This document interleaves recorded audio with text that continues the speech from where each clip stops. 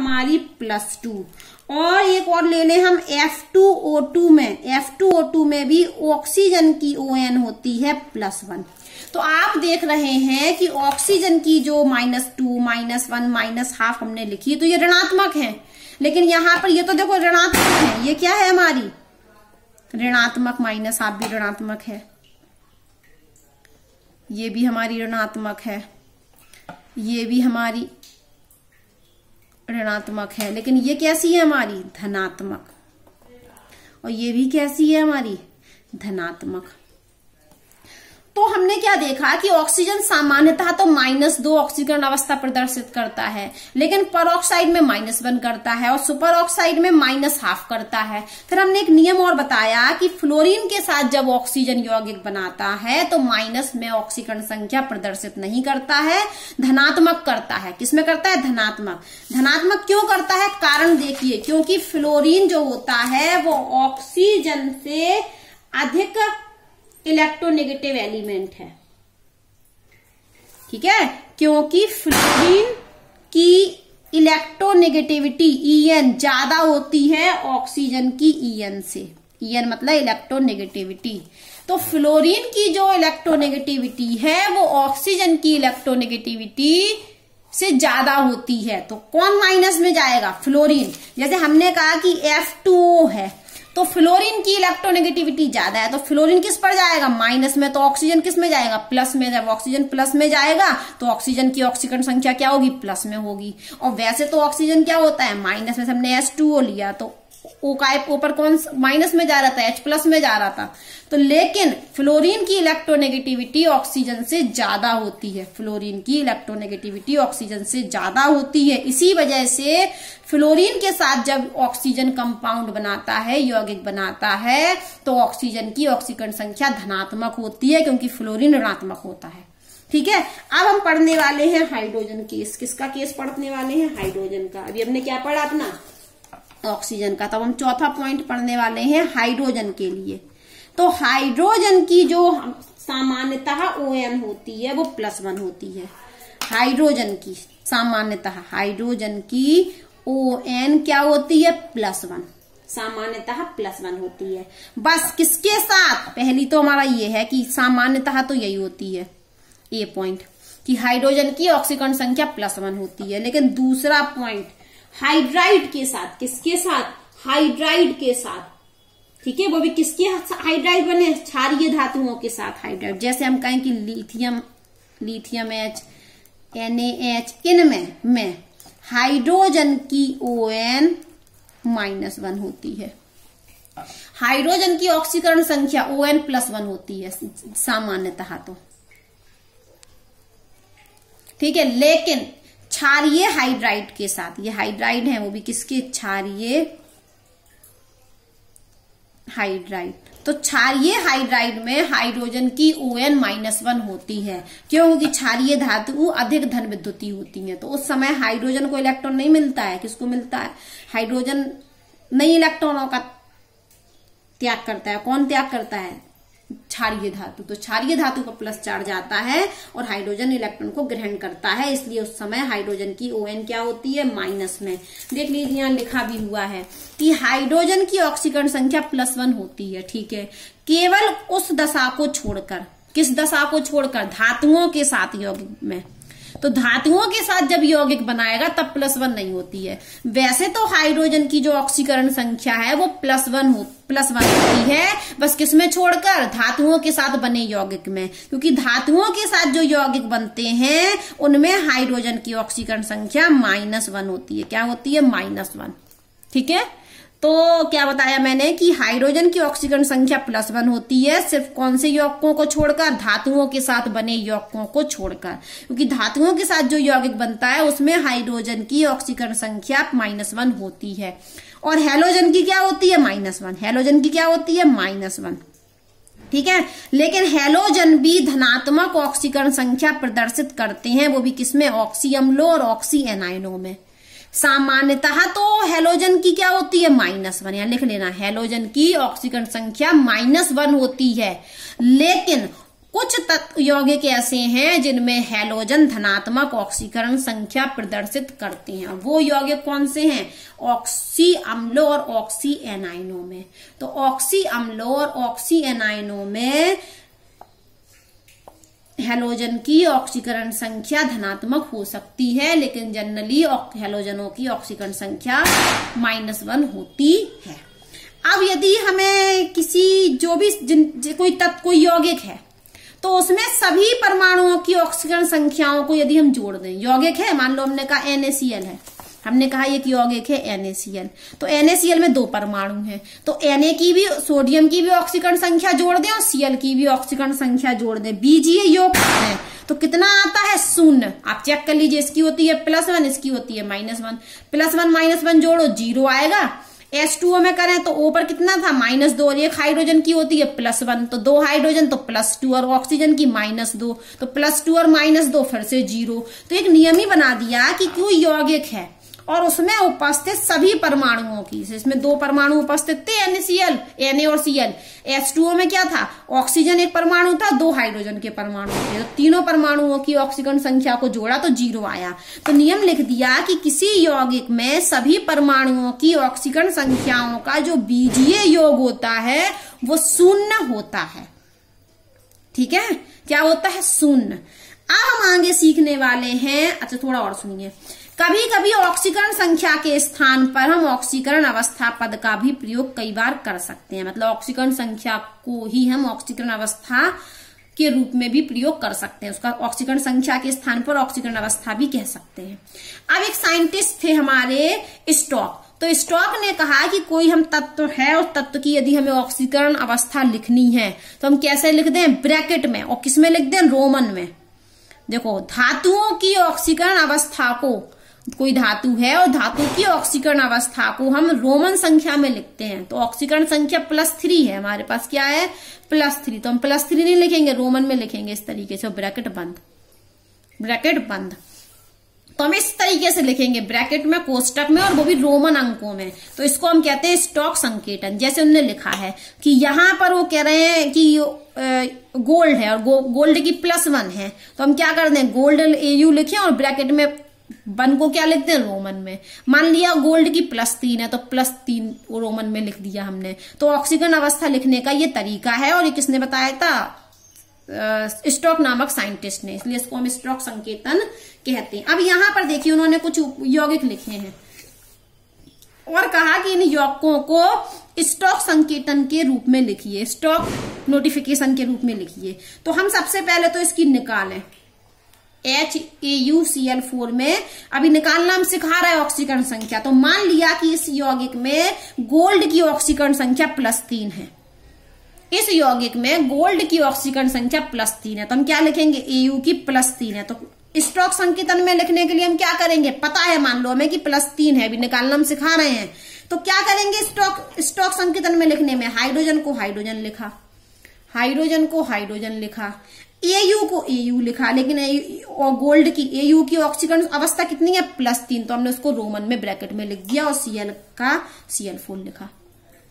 अब मान लिया कॉपर ऑक्साइड है, तो कॉपर की यहां पर +2 ऑक्सीकरण अवस्था है, तो हम इसको कैसे लिखेंगे? स्टॉक संकेतन में कॉपर लेंगे, कॉपर का कॉपर, और कॉपर की +2 है तो कॉपर के ब्रैकेट में रोमन में +2 को 2 रोमन में लिख देंगे और O का O लिख देंगे। तो ये स्टॉक संकेतन लिखने का तरीका है, लेकिन स्टॉक संकेतन हम तभी लिख पाएंगे जब हमें ऑक्सीकरण संख्या पता हो, तभी हम ऑक्सीकरण संख्या निकालना सीखेंगे। तो उसके पहले अभी हम थोड़ा सा और पढ़ते हैं।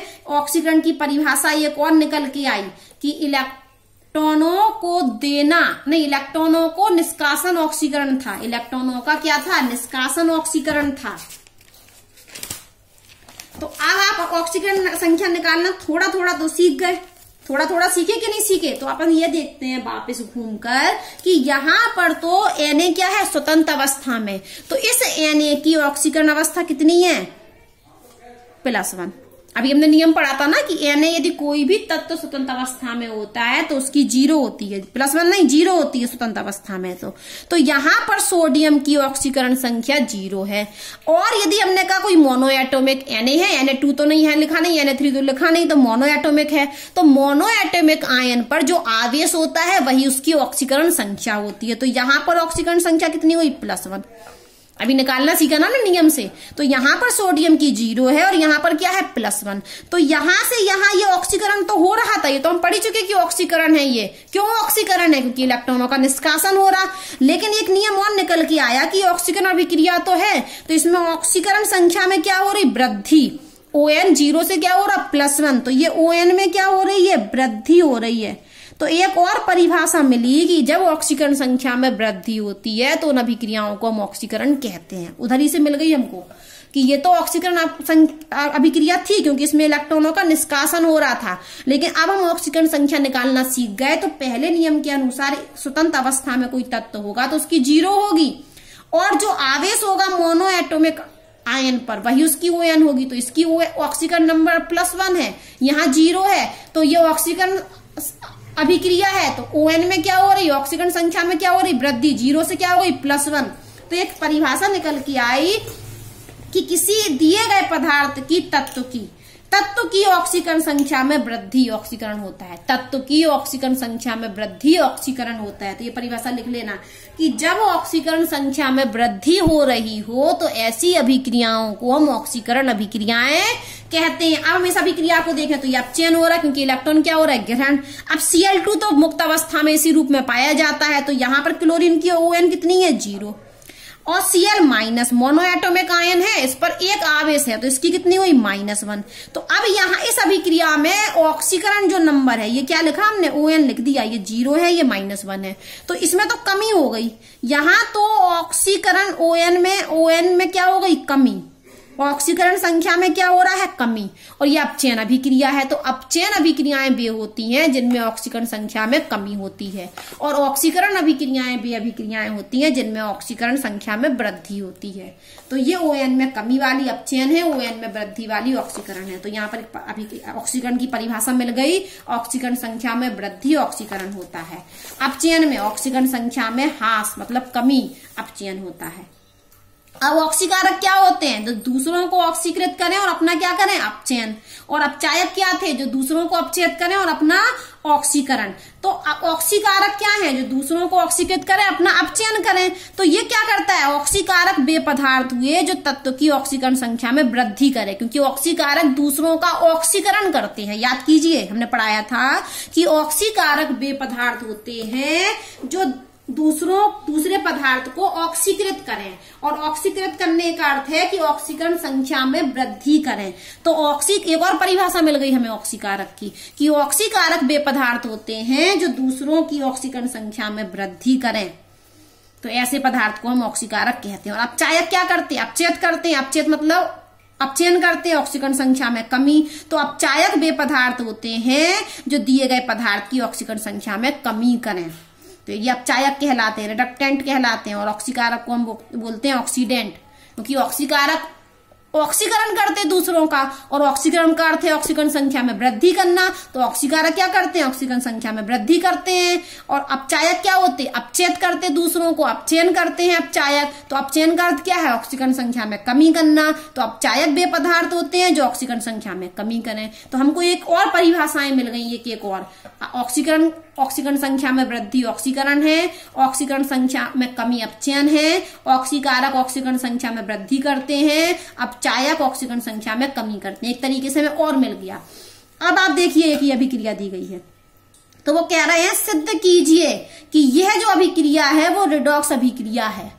तो रिडॉक्स अभिक्रिया क्या होती हैं, वे अभिक्रियाएं जिनमें ऑक्सीकरण भी हो रहा हो और अपचयन भी हो रहा हो। तो अभी हम ढूंढेंगे, और वो कह रहे हैं कि साथ में पहचानिए भी कि कौन सा पदार्थ ऑक्सीकृत हो रहा और कौन सा अपचयित हो रहा, और साथ में बताइए कौन ऑक्सीडेंट है और कौन रिडक्टेंट है, मतलब कौन ऑक्सीकारक है कौन अपचायक है। उन्होंने हमें एक अभिक्रिया दे दी और बोले कि सबसे पहले तो बताओ क्या ये रिडॉक्स अभिक्रिया है।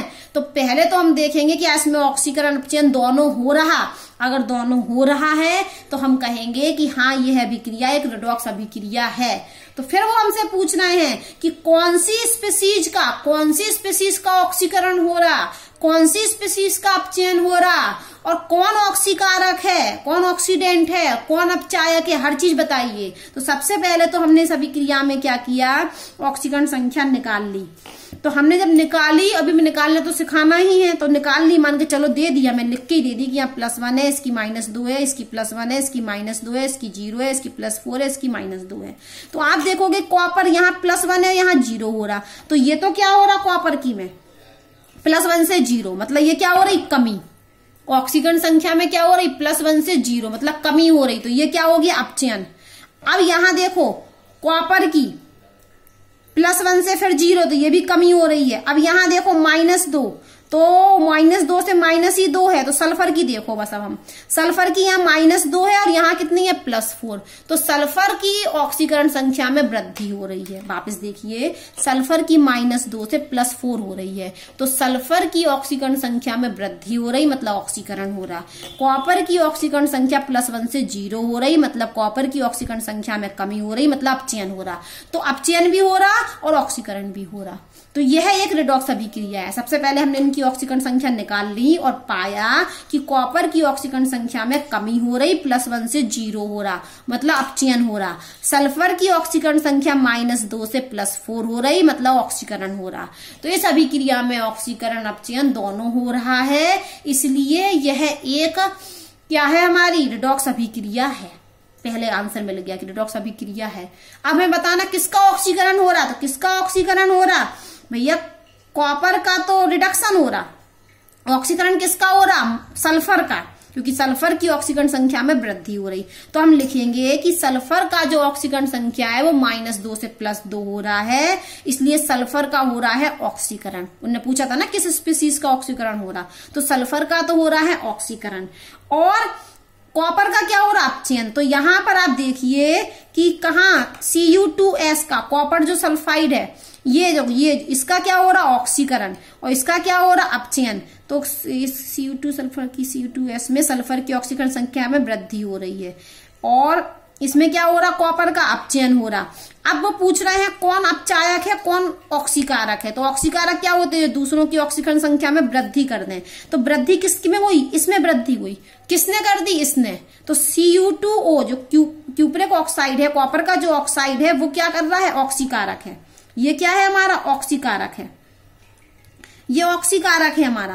अब आप देखेंगे इसमें कमी हुई थी, +1 से क्या हो गया था, 0, किसकी वजह से, इसकी वजह से। तो ये Cu2S क्या है, हमारा अपचायक है। भाषा पढ़िए, आपको समझ में आएगा, ठीक है।